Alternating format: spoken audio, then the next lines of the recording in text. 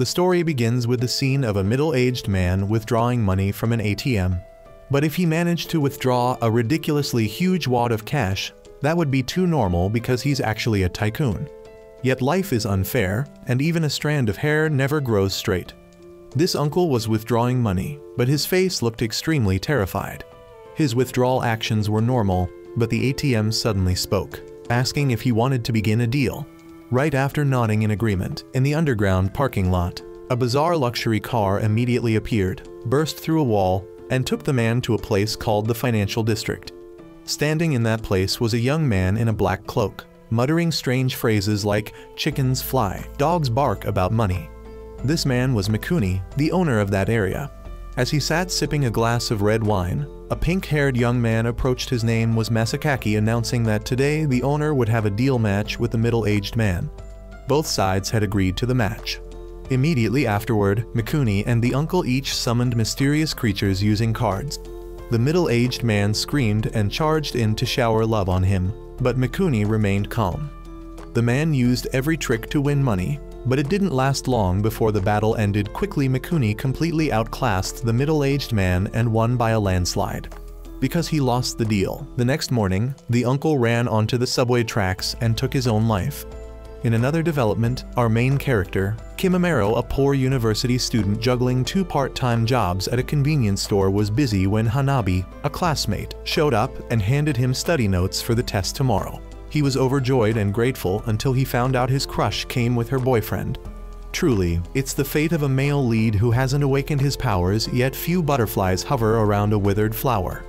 That night, as he was buried in homework preparing for the test, a strange light appeared in Kimimaro's house. When he opened the door, Masakaki, the pink-haired guy, appeared, claiming to be an HR manager from the Midas Bank. Upon hearing this, Kimimaro immediately refused him, thinking he was just some scammy MLM guy. After all, a broke college student doesn't have money to invest in stocks or banks. But as soon as he shut the door, Masakaki suddenly appeared inside the house behind him. At that moment, the atmosphere of the room shifted into an unnatural space filled with thick white mist.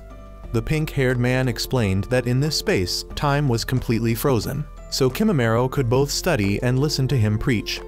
In the Eastern Financial District, there was an ongoing recruitment for the position of entrepreneur, and the randomly selected person was none other than Kimimaro. Yoga Kimimaro, 19 years old, a second-year student at Heisei University of Economics. Masakaki accurately read out all his information. The entrepreneur position sounded simple. It was just sitting around doing nothing. Masakaki also revealed that if Kimimaro accepted the deal, he would immediately become wealthy. However, when Kimimaro realized that the condition was to stake his own future, he didn't hesitate and flat-out refused.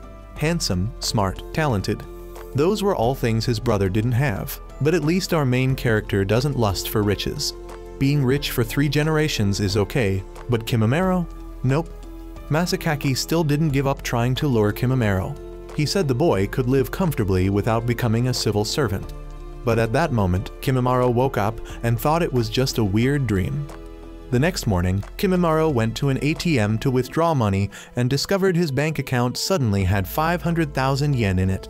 Becoming rich overnight was real, folks. Because the amount was so large and fell from the sky, Kimimaro was overwhelmed. Even at school, he couldn't focus enough to talk to his crush. After being advised by the older guys he worked with at the convenience store that it was probably just someone transferring money to the wrong account, and that if the heavens gave you blessings, you should just spend them, Kimimaro decided to go back to the ATM once more to withdraw money and invite Hanabi out for bubble tea. As soon as he withdrew the cash, Masakaki immediately appeared behind him. The pink-haired man once again used his mind-opening technique, saying that if Kimimaro followed him, he could win over his crush and maybe even meet his father. Being a guy, Kimimaro was determined to stand his ground. But then Masakaki pulled out a card, and Kimimaro was instantly mesmerized by it. When he came back to his senses, he found himself sitting in a luxurious but bizarre taxi. The vehicle zoomed through space and quickly took him to a place called Midas Bank Square within the financial district, a vast area where the so-called entrepreneurs just lazed around doing nothing. Through the giant lenses set up in the middle of the square, Kimimaro noticed that every person there was followed by a strange and different creature. Masakaki explained to him that those were called assets. They were personal properties representing each person's future and also served as their combat partners in weekly deal battles. Above the square was a board displaying all the data and stock values of deal opponents. Every entrepreneur there had to participate in a deal at least once a week. It was both their right and obligation. Meanwhile, Mikuni was inside betting with other entrepreneurs and a journalist on whether this new rookie, who looked as plain as a default character in a free-to-play game like Kimimaro, would amount to anything. Still dazed like someone suffering from late-stage nitrogen poisoning, Kimimaro was pushed by Masakaki into the deal space. Following instructions, he placed his hand on his card and an asset appeared, a cute little lowly girl named MCU, who was also a rookie like him. Kimimaro was visibly disappointed that his asset wasn't as fierce and intimidating as his opponent's. But the win doesn't stop just because the tree stays still. MCU exploded in rage at being looked down on by a newbie and punched Kimimaro hard enough to give him psychological trauma. Then the countdown began, and the chubby guy along with his asset immediately charged in, violently showering Kimimaro with affection, forcing MCU to take heavy injuries just to protect the clueless weight known as Kimimaro, who still had no idea what the hell was going on. After temporarily escaping the enemy, MCU told him not to worry about her and to focus on not getting hit by the fat guy, since each hit would deduct money from his account and could lead to bankruptcy. Life has ups and downs, but he'd never been rich before, so Kimimaro wasn't worried about going broke. He was more concerned about MCU's injuries. That, folks, is what we call dying of pride before heart disease. This made the asset girl snap and slap him several more times.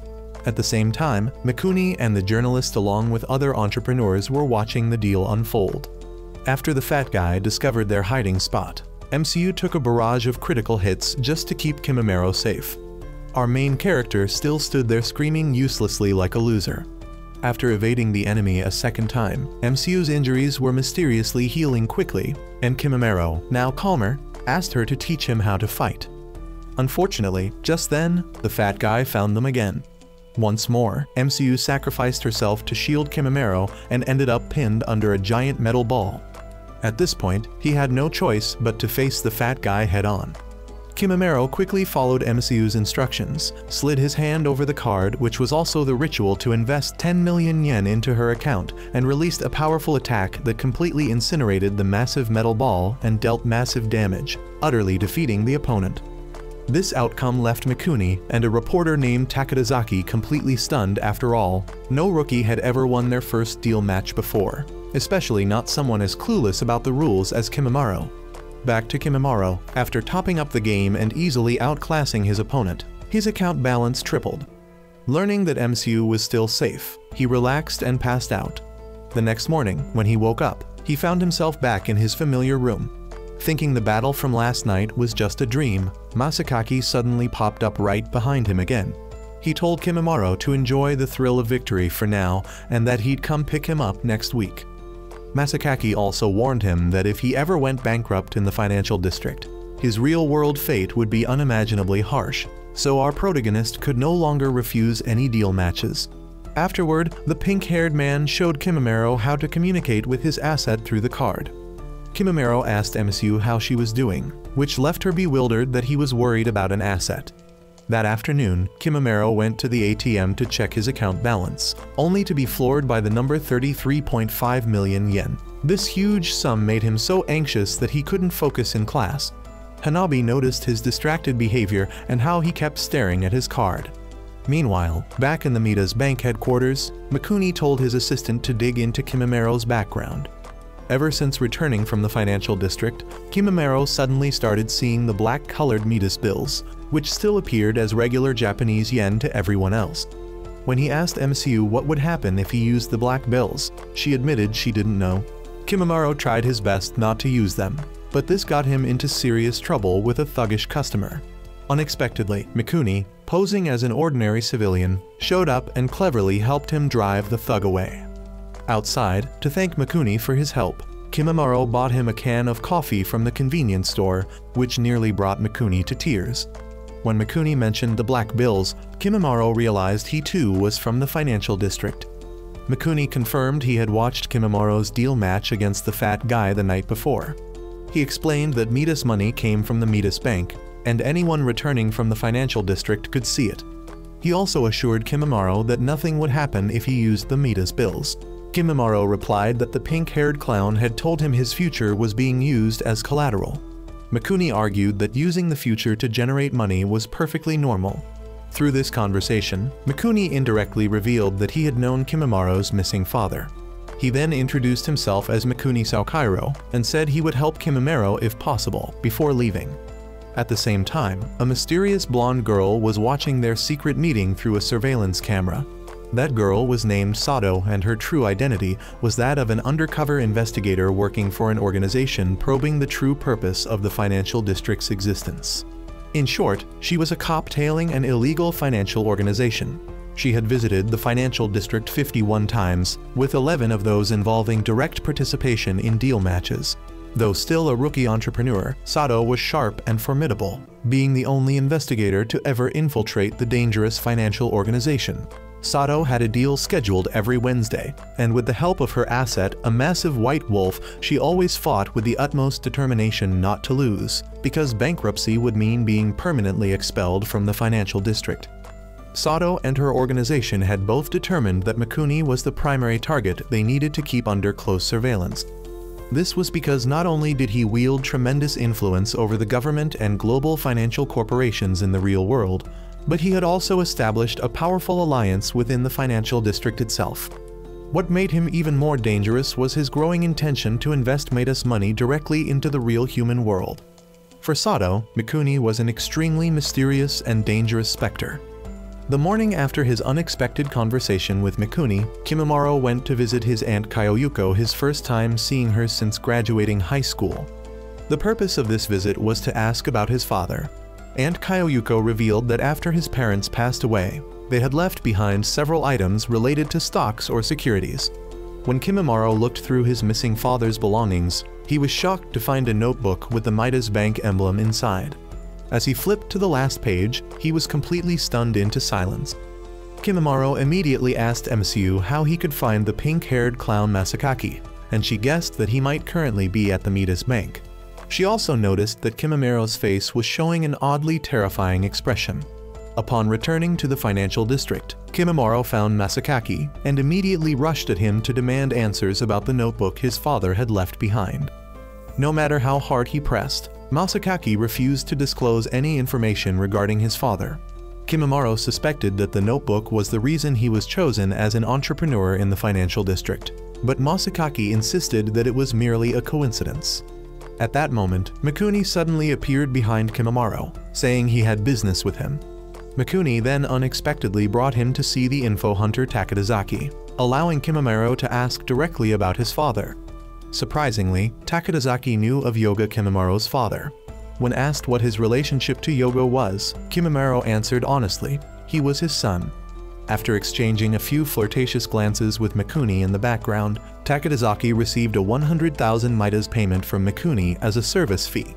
Only then did he reveal what he knew about Yoga. As they say, money isn't everything, but without it, you're blind to the truth. Takadazaki explained that Yoga, Kimimaro's missing father, was once a powerful player in the financial district. He was addicted to deal matches and exceptionally skilled at them, but even he couldn't avoid a devastating loss, which ultimately led to his immediate bankruptcy. And in the financial district, going bankrupt means your future is gone, rendering you unable to communicate with your family, friends, or anyone else. Eventually, Kimimaro's father took his own life. His body was so badly damaged that it couldn't be identified, so the authorities shelved the suicide case. When Kimimaro asked about his father's personality and who he really was, Takadazaki continued, saying that Yoga had a severe obsession with money. Even for just a few coins, he would go to great lengths to make as much money as possible. Because of this, people in the financial district had given him the nickname the Miser. Takadazaki then shared another important detail. Since Kimimaro was Yoga's son, he might inherit his father's uncanny luck in deal matches.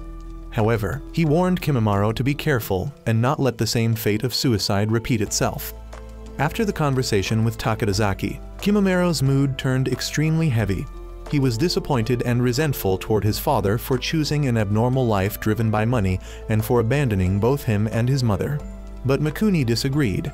He believed Kimamaro's father had only wanted to earn enough money to give Kimamaro and his mother a more comfortable, well-provided life. Mikuni also advised Kimamaro to clearly determine his own goal for making money, because even if he wanted to start over, he wouldn't be able to do anything without money. Therefore, Kimamaro needed to keep participating in deal matches, earn as much money as possible, and spend it on something meaningful. Saving money might bring him personal joy, but it would never change the world around him. After being lectured by Mikuni with a full-blown enlightenment no jutsu, Kimamaro became completely hollow and burst into tears on the spot. Elsewhere, in a hidden corner, Sato was still carrying out her mission of monitoring all of Mikuni's daily activities and reporting them to her organization. However, she began to clash with her superior. Sato genuinely wanted to stop the attempt to circulate Midas money in the real world, while her boss believed that interfering could bring about extremely serious consequences. A few days later, the mysterious black taxi once again came to pick up Kimamaro and swiftly transported him back to the financial district for this week's compulsory deal match. To his shock, his second opponent turned out to be none other than his university professor Ibarra. It turned out Ibarra had joined the financial district nearly a year ago, with the goal of earning extra income for his family. According to what Kimamaro knew, Professor Ibarra and his wife were about to welcome their third child. But apparently, their accidental family expansion wasn't causing them any financial stress, probably because, with a street-facing house and a businessman father-in-law, money wasn't something they had to worry about. The wife kept giving birth, and Ibarra handled everything else. In truth, Ibarra had been making extra income through winning deal matches in the financial district. Back in the current battle, Kimamaro didn't know what to do when having to directly face his own teacher. But Ibarra didn't hesitate for a second and made the first move. Though he always carried himself with grace and elegance in the lecture hall, when it came to wealth versus poverty, he revealed his rather sleazy side. Indeed, with money involved, the teacher-student bond instantly vanished. Ibarra immediately commanded his asset to attack his own student with a poison-based move, leaving Kimamaro in agony and suffering massive financial losses. Then he decided to launch a final attack to quickly end the pointless match. However, in that moment of danger, MCU rushed to Kimamaro and urged him to sell one of the 10 stocks tied to her. From outside the arena, Mikuni instantly purchased it for 50 million yen. This gave Kimamaro just enough funds to invest in MCU and unleash a mid-level attack that completely defeated Ibarra. From the start, Ibarra had assumed he could easily crush the clueless rookie student, but in the end, he ended up eating his words. Unable to accept the reality of losing a deal, Ibarra was left in shock. Then, Masasaki the clown suddenly appeared out of nowhere and promptly expelled Ibarra from the financial district. After the match, Kimamaro was very curious about the stock selling mechanic. MCU explained that each asset had 10 shares, and their owner could sell up to 9 of them, but would need to buy them back later. Kimamaro also didn't forget to thank Mikuni for helping him earlier, but Mikuni simply replied that he only bought the asset's stock for his company's benefit so they could turn a profit from the transaction. Upon returning home after the battle, Kimamaro asked the old taxi driver from the financial district what horrible things might happen if someone lost a match and went bankrupt. The driver admitted he didn't really know, but he said that returning to the real world could actually be quite interesting. Kimamaro felt like an idiot for even trying to have a proper conversation with such a bizarre old man. Later, at Guild HQ, Mikuni's assistant reported some important information. The guild currently had over 1 in 200 members and was controlling about 1/3 of the financial district. If that number rose above 50%, Mikuni would essentially gain control over most of the financial district's operations and influence. It turned out that the ultimate goal of the mysterious man Mikuni was to change the current operating system of the financial district and ultimately bring it to an end. At the same time, he also wanted to persuade Kimamaro ideologically to join the guild alliance.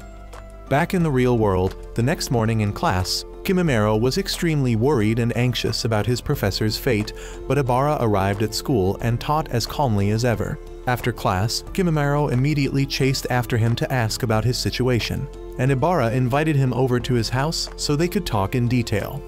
That afternoon, Kimamaro visited the home of Mr. and Mrs. Ibarra, only to find out that things were far more complicated than he had imagined. After the night when Ibarra lost to Kimamaro and went bankrupt in the financial district, all 3 of his children immediately vanished.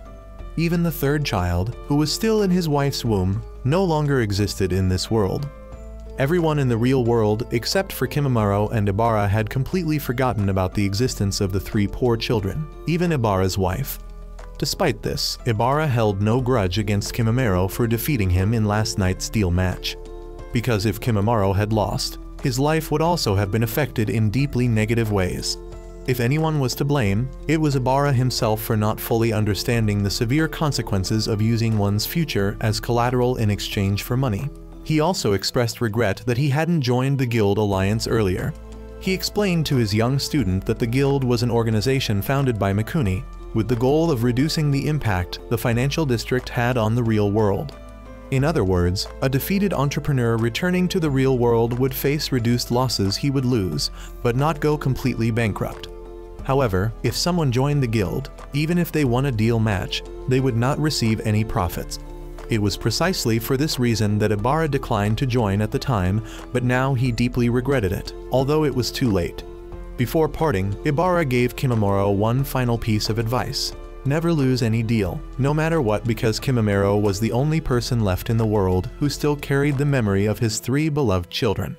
Hearing those words from his university professor made Kimimaro's heart even heavier.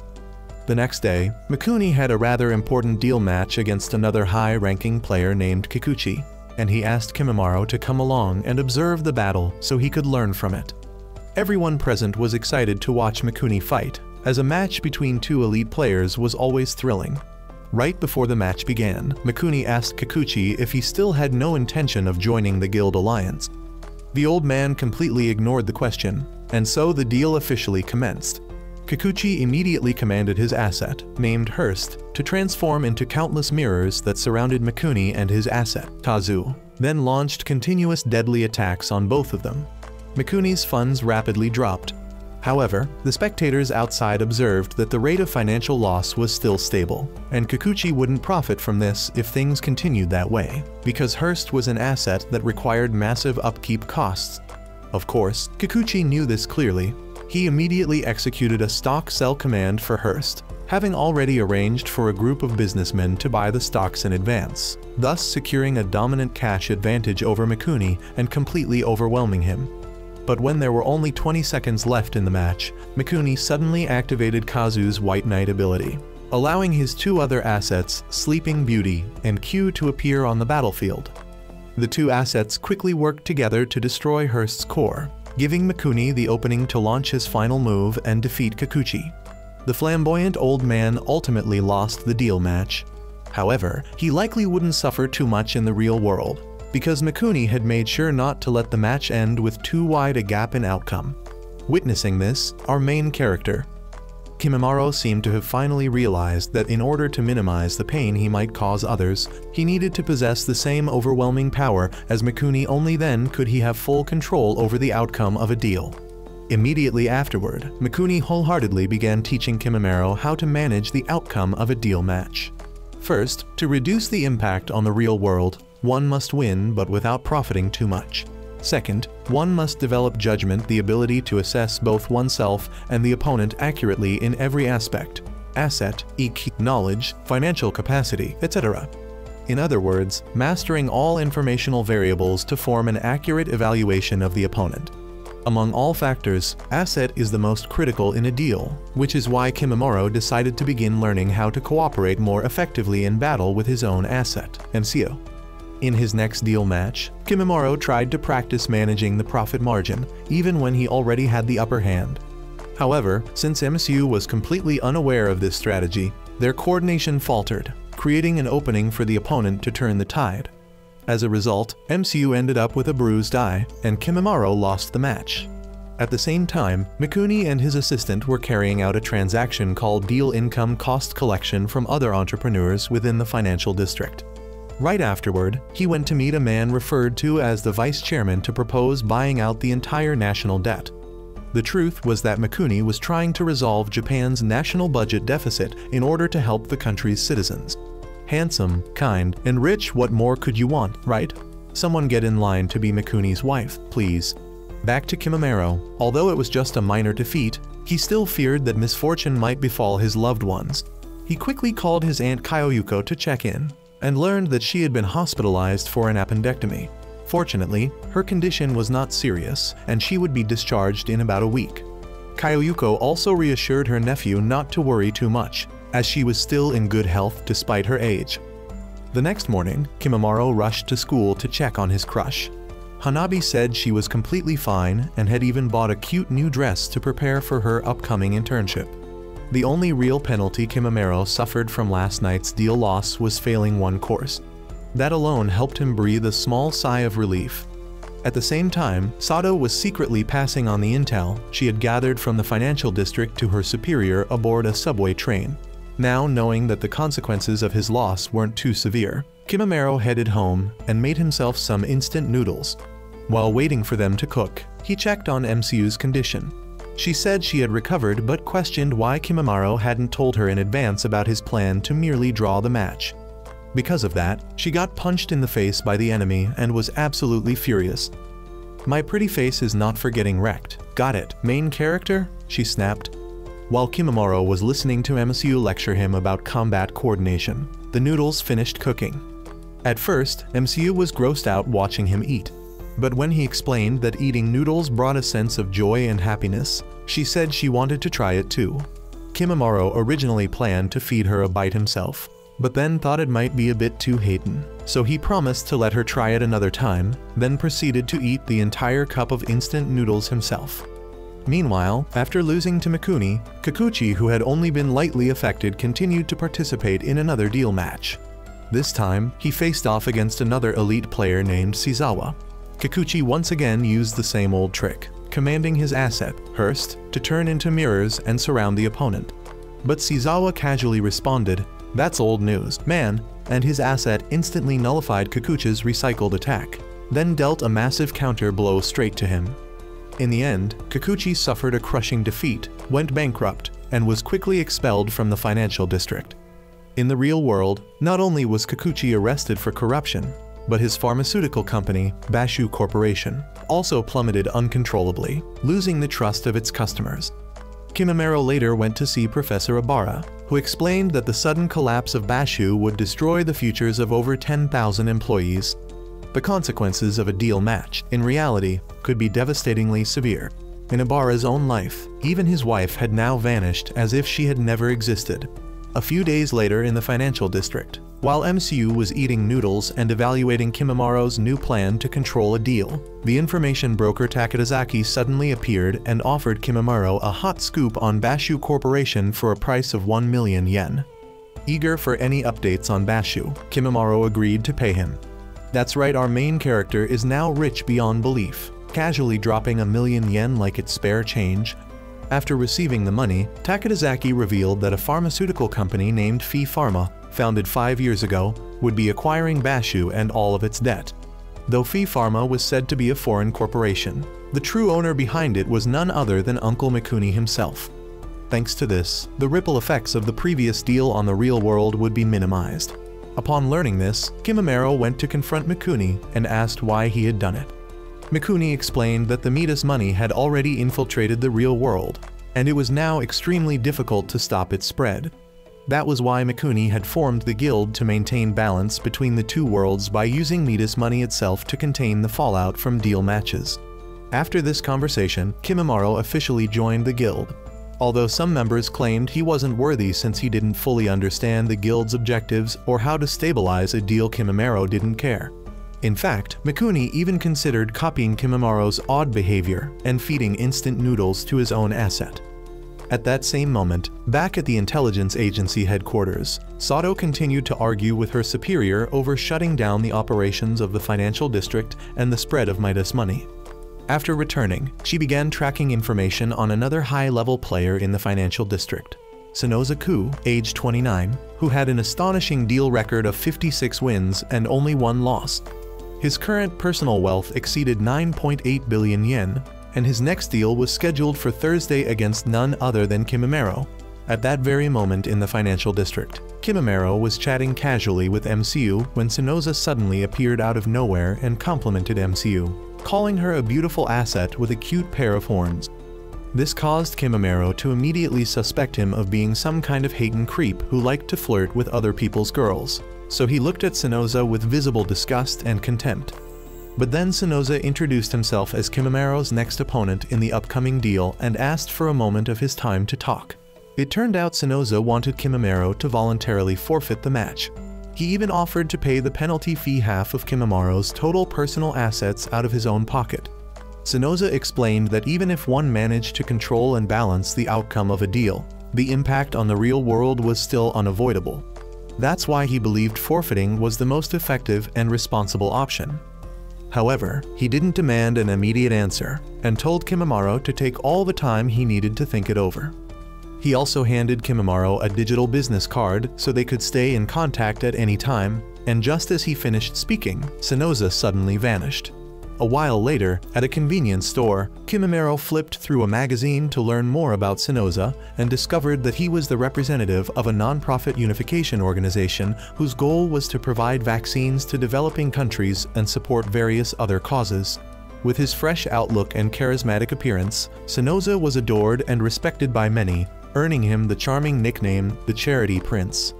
That night, while Kimimaro was on his way home, he was suddenly tricked into getting into a car by the female agent Sato, who used the excuse that his aunt Kyoyuko was in danger. As soon as he got in, she locked the doors and drove off, leaving him with no way to escape.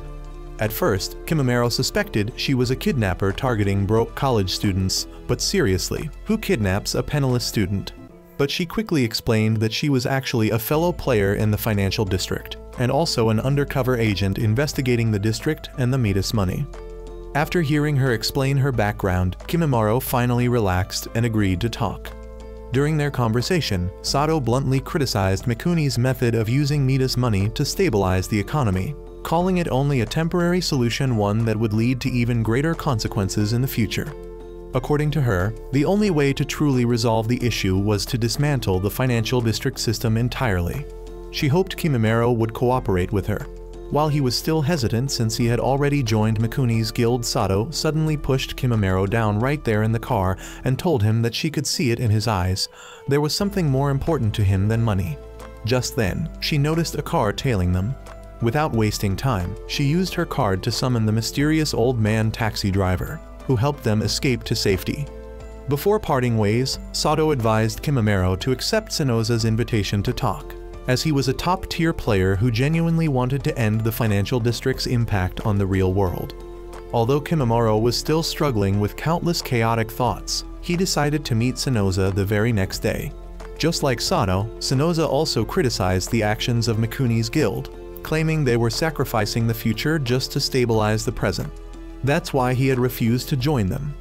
Back in the financial district, knowing that Kimimaro would be swayed after meeting Sato and Sonoza, Mikuni personally came to talk to him. Mikuni immediately countered their idealistic views, saying that only the strong could afford to dream about the future, while those who were barely surviving had no choice but to focus on the present.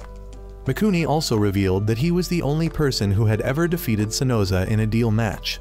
He believed Sonoza had never experienced poverty and thus couldn't understand the blood-stained reality of money. At the end of their conversation, Mikuni gave Kimimaro one final piece of advice.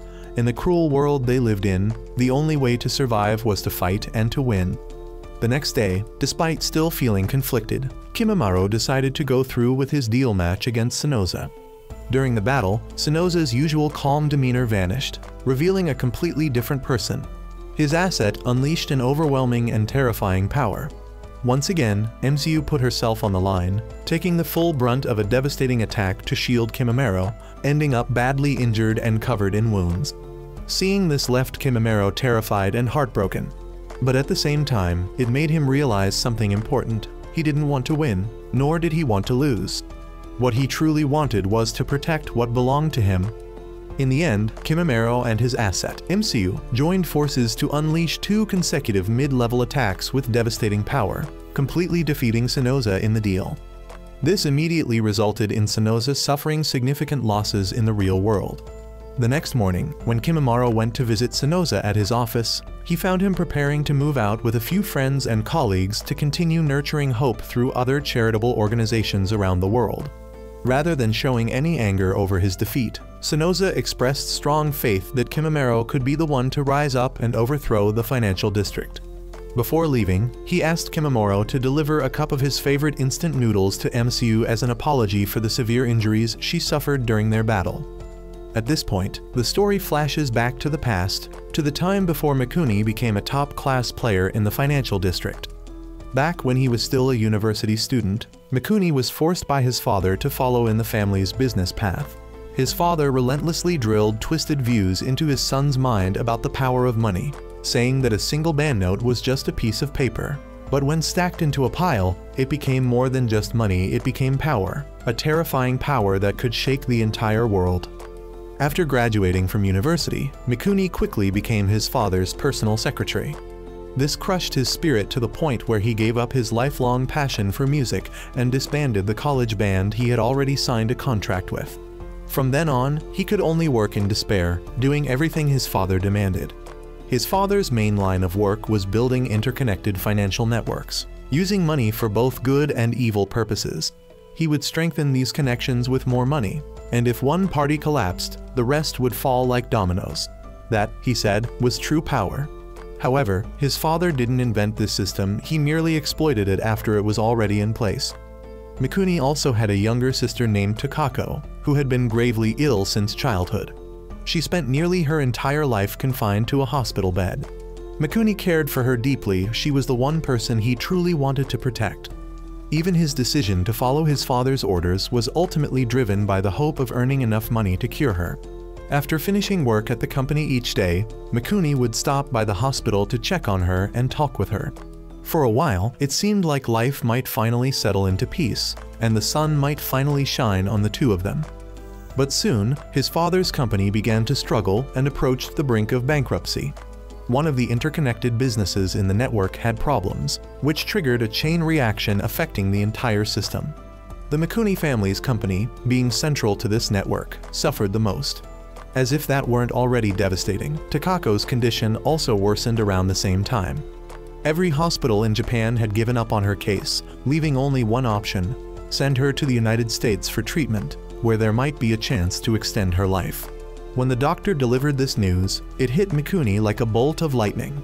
But he made up his mind he would save his sister no matter what. That very evening, he returned home and pleaded with his father to send Takako to America for treatment. But instead of agreeing, his father outright refused. He insisted that all of the family's remaining assets had to go toward saving the company. Even if Takako died, the company had to be preserved and developed. He went as far as to say that while he was indeed a father, business came first, and there were more important things to protect than his own children.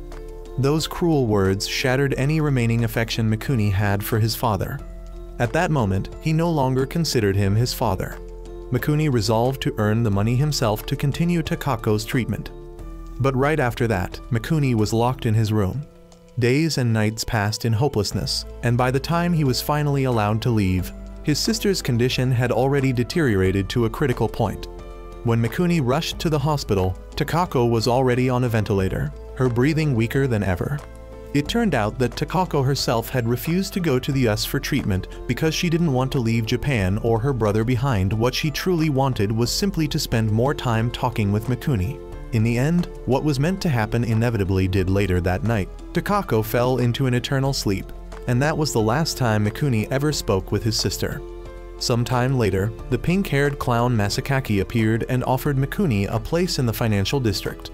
Having lost his sister and no longer wishing to remain in his cold-hearted father's home, Mikuni accepted without hesitation. After entering and learning more about the financial district, Mikuni realized he could use its system to protect people in the real world, people with fates like his and Takako's. From there, Mikuni founded the Guild Alliance. Returning to the present, after winning the deal against Sonoza, the relationship between Kimimaro and MSU became much closer. She now felt comfortable openly sharing her thoughts as an asset with her entre, and Kimimaro also came to understand her more deeply. One day, while taking MSU out for her favorite ramen, Kimimaro unexpectedly ran into the chubby man who had been his opponent in his first deal after arriving in the financial district. The three of them sat down to enjoy their meal together and had a lively conversation. Kimimaro took this chance to ask him about the secret behind the connection between Anuntra and their asset. However, the man admitted that he didn't know much about it either. At the next table, a businessman and his group were insulting and bullying a female asset. At first, Kimimaro didn't want to get involved with that kind of lowlife, so he and MCU left. But after walking a short distance, he suddenly turned back, returned to the ramen shop, and beat the crap out of the vile businessman. Our protagonist ended up getting punched in the face for playing the hero. But although MCU didn't quite understand the human world, seeing Kimimaro protect another asset moved her deeply. She completely fell for him. Later, when they returned home, the two of them watched a romantic movie together. When a kissing scene came on between the male and female lead, it made MCU genuinely curious. With his inexperience in romance, Kimimaro explained to her that kissing was a way for two people who truly love each other to express their feelings. Hearing that made MCU all the more curious, so she asked if they could try kissing. Our hero, being a pure virgin, had no clue how to kiss, so he quickly refused, saying you had to really love each other to kiss. From that moment, MCU realized that what she felt for Kimimaro was, in fact, love. That night, while riding the usual black taxi on his way to the financial district, Kimimaro suddenly sensed that something was very off. Something in the real world outside seemed to have subtly changed. The elderly driver brushed it off, saying he was just imagining things. But that feeling, Kimimaro's anxiety about the future of the world, was growing more and more likely to come true. Meanwhile, in the financial district, Mikuni's guild alliance and the other players there were in dire straits due to crashing interest rates and plummeting stock values across Southeast Asian countries. If this continued, nothing would be able to hold together for much longer. One guild member was reminded of a nation once called the Caribbean Republic. After the collapse of the North American financial districts, that country completely vanished from the world. If the same thing were to happen to the financial districts in Southeast Asia, then Japan too would not be able to escape the looming threat of annihilation. That was why Mikuni quickly launched a plan known as C.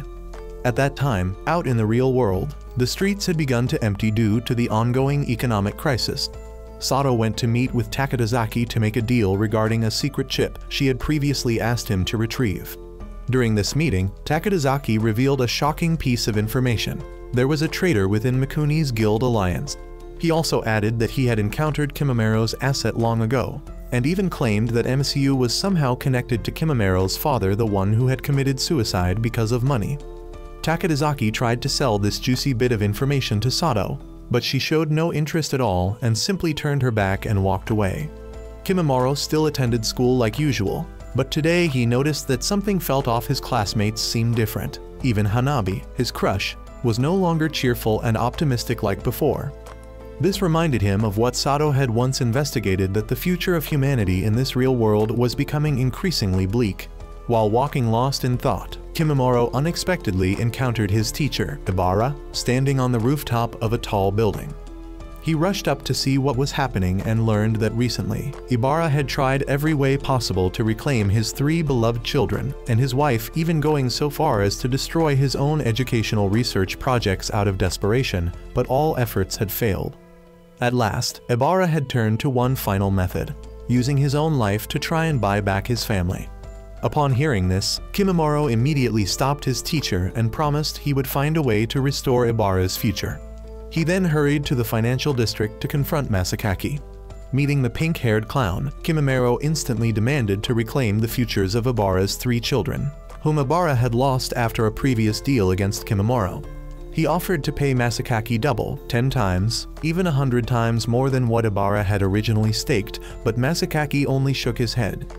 Futures, once gambled away, could never be reclaimed, no matter how much money was offered. With no choice left, Kimimaro dejectedly returned home. Meanwhile, at the guild's base, Mikuni was still busy working with the members of his alliance, frantically trying to contain the spiraling collapse of the Southeast Asian financial districts. After the failed negotiation with Masakaki, Kimimaro went to Ibara's house, only to find that he wasn't there. Realizing something was wrong, he rushed to school to ask the faculty about Ibara's whereabouts, only to be told that the teacher had died in a traffic accident struck by a drunk driver. Kimimaro was completely devastated by the news. He wandered alone to a park and sat there silently, more deeply aware than ever of how the world around him was crumbling apart.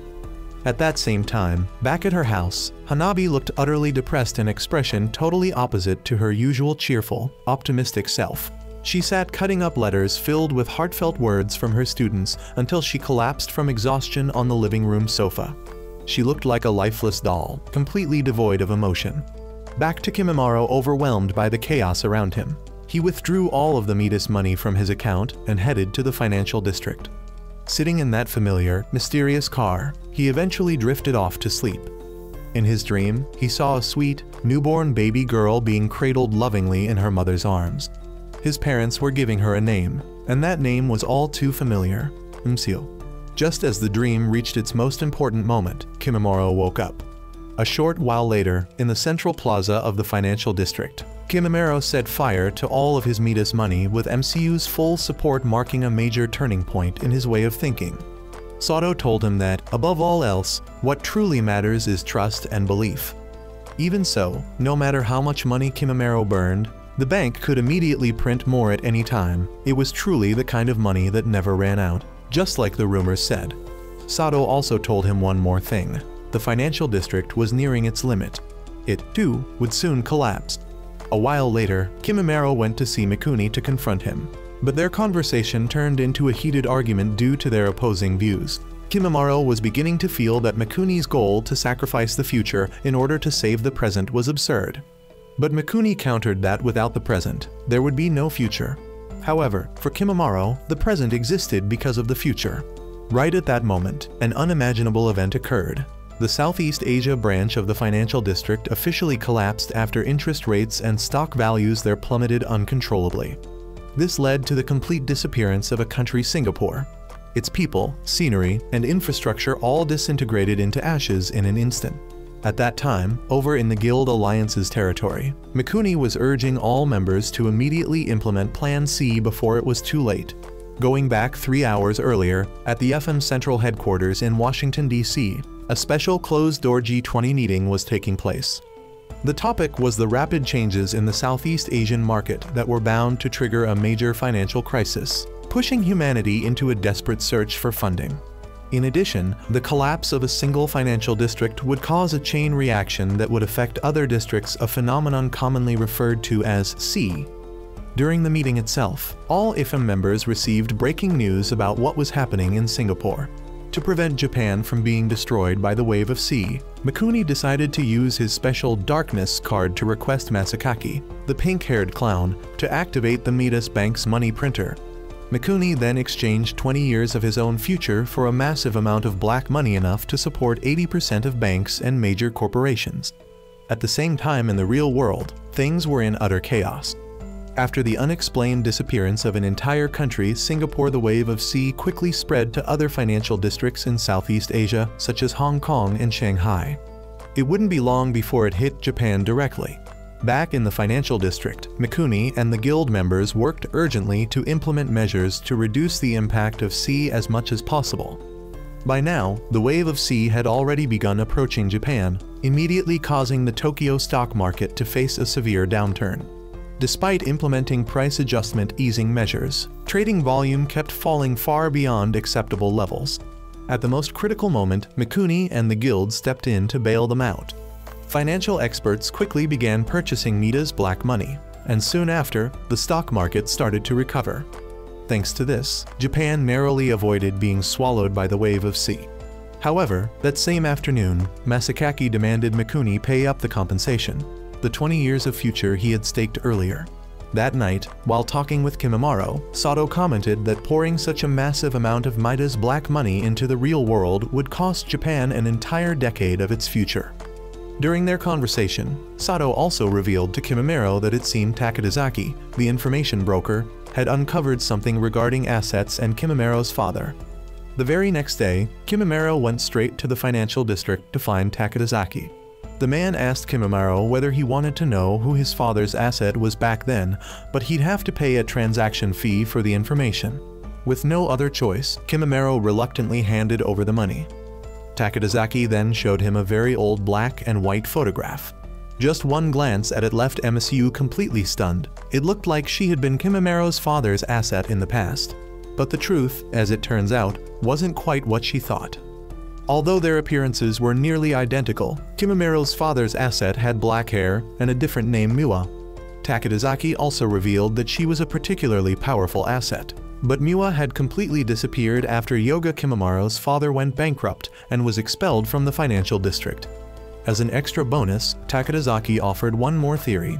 The reason why the two assets looked alike might be because the futures of both father and son shared a certain similarity.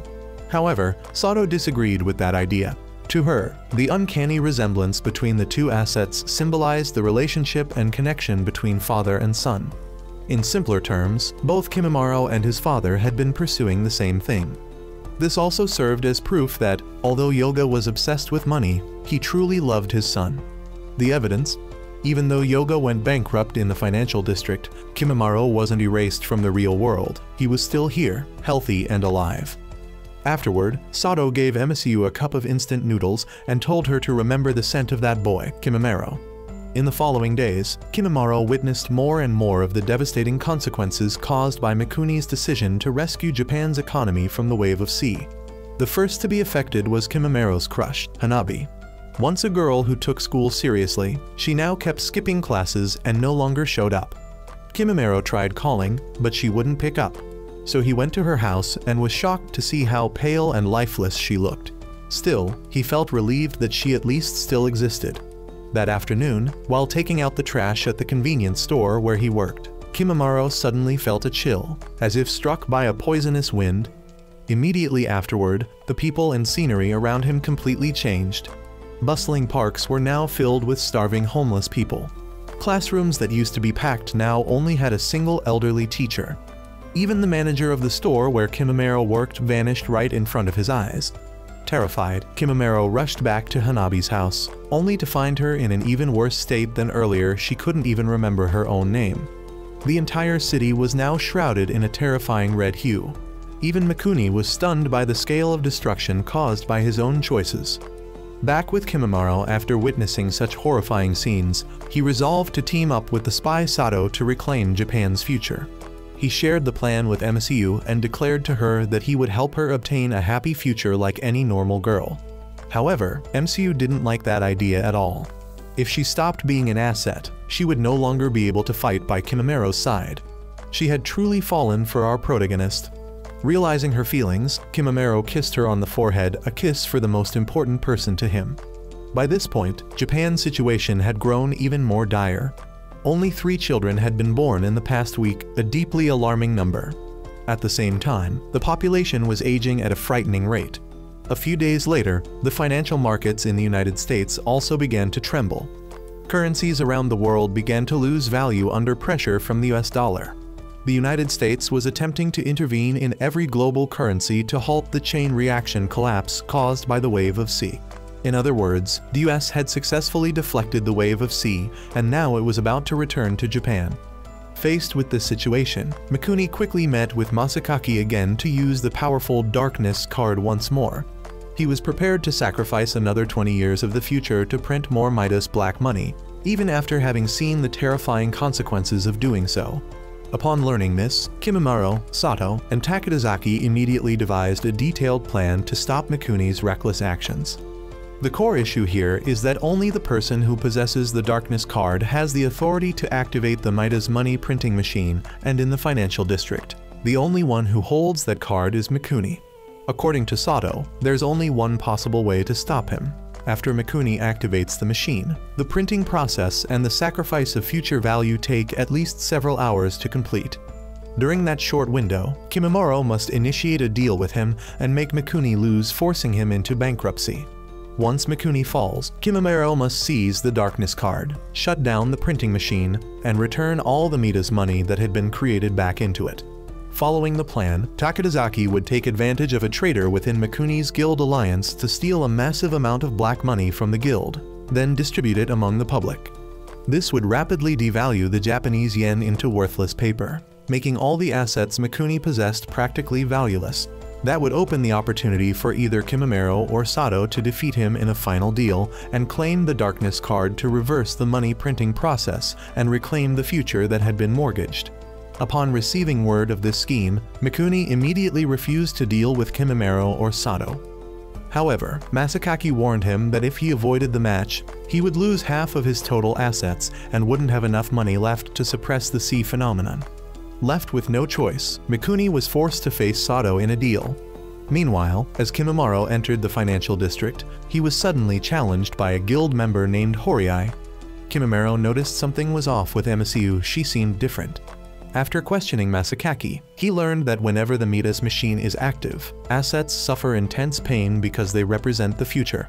Wanting to spare her, Kimimaro let MCU rest and went into battle alone. Without MCU's support, Kimimaro was quickly overwhelmed. However, since Horiai's asset was also being affected, Kimimaro managed to find an opening and wounded his opponent severely. Once both assets recovered, Kimimaro summoned MCU again. She unleashed her ultimate move, a massive firestorm that completely destroyed Horiai. Kimimaro had secured victory on his end. Back at the deal between Mikuni and Sato, our beautiful spy had gained control of Mikuni's asset, Kazu, by using the special ability of her own asset. But then, Q suddenly appeared. In an instant, Kazu was torn apart, and Sato was swiftly defeated by Mikuni's final move. Before being expelled from the financial district, Sato managed to transfer her asset to Kimimaro, hoping it would help him carry out the rest of their plan. At the same time, in the real world, Takadazaki was doing everything he could to spread the news of an imminent hyperinflation crisis throughout Japan via the media, hoping to further devalue the yen. As Kimimaro tried desperately to convince Mikuni that sacrificing the future to protect the present was a massive mistake, one of Mikuni's subordinates rushed in with urgent news about what Takadazaki was doing outside. Without hesitation, Mikuni ordered Masakaki to use the darkness card again to print even more Midas money, this time willing to sacrifice his entire future. Kimimaro charged in to stop him, but was brutally knocked down by Mikuni. Just as he was at a complete loss, Masakaki suddenly reminded him that his own card had also turned black, upgraded to a darkness card by order of the higher-ups. Without a moment of hesitation, Kimimaro ordered the pink-haired jester to shut down the Midas money printing machine. This action immediately triggered a one-on-one deal between Kimimaro and Mikuni. Meanwhile, back in the real world, things were spinning further into chaos. The people of Japan began to panic as hyperinflation erupted across the country. In the financial district, Kimimaro officially engaged in a final combat against Uncle Mikuni. As the battle began, Kimimaro used a mid-tier skill from the asset he had inherited from Sato, creating a clone of himself and launching a joint assault to deliver a loving strike to Mikuni. However, the shadow clone technique proved useless. Both of them were swiftly struck down, and the White Wolf asset even had part of its body bitten off by Q. Realizing he had no choice, Kimimaro summoned MCU for backup. Hoping to end the fight quickly, Mikuni decided to unleash Q's ultimate move, allowing her to take full control of MCU. But just before MCU's firestorm attack could be released, both she and Kimimaro were completely frozen by Q's counter. Surprisingly, just as Mikuni launched the finishing blow, the weapon in his hand suddenly dissolved, sparing Kimimaro from defeat. The reason? In the real world, Japan's Ministry of Finance had announced a temporary suspension of the yen, causing the black Midas money to be exposed for what it truly was and rendering it worthless in circulation. As a result, Mikuni's power anchored to Midas money dropped drastically. Seizing this once-in-a-lifetime opportunity, Kimimaro ordered MCU to hold off Q, while he grabbed the direct sword and rushed to duel Mikuni head-on. In the end, he managed to land a devastating punch on his opponent. At that moment, memories of his sister Takako resurfaced in Mikuni's mind. He suddenly realized how much he resembled his own accursed father, and that ever since Takako passed away, he hadn't even known what he was fighting for. Then, Masakaki appeared to announce that since both the yen and Midas money had lost all value at the same time, Japan had successfully escaped the chain effect of the sea phenomenon. Recognizing that Kimimaro had been right all along, Mikuni admitted defeat and handed over all authority to him. Kimimaro immediately used the darkness card to shut down the Midas printing machine, reclaiming the entire mortgaged future. With that, the empire built on money and power, the financial district crumbled completely, turning into ashes buried in the past. At that moment, MCU bid farewell to Kimimaro with a passionate kiss on the lips, something she'd always wanted to try. Mikuni apologized to Q and chose to vanish along with the collapsing district. Outside, Sato was overjoyed that their mission to reclaim a brighter future had succeeded. Takadazaki and the mysterious old driver set out to travel the world. Meanwhile, the pink-haired jester Masakaki found happiness in finally being freed from the endless cycle of meaningless deals. Back in reality, Kimimaro saw that the world had changed maybe a lot, but what mattered most was that people were still alive and present. A bright future still awaited him. And with that, the story truly ends. There won't be a season 2, folks. See you all again in the next anime.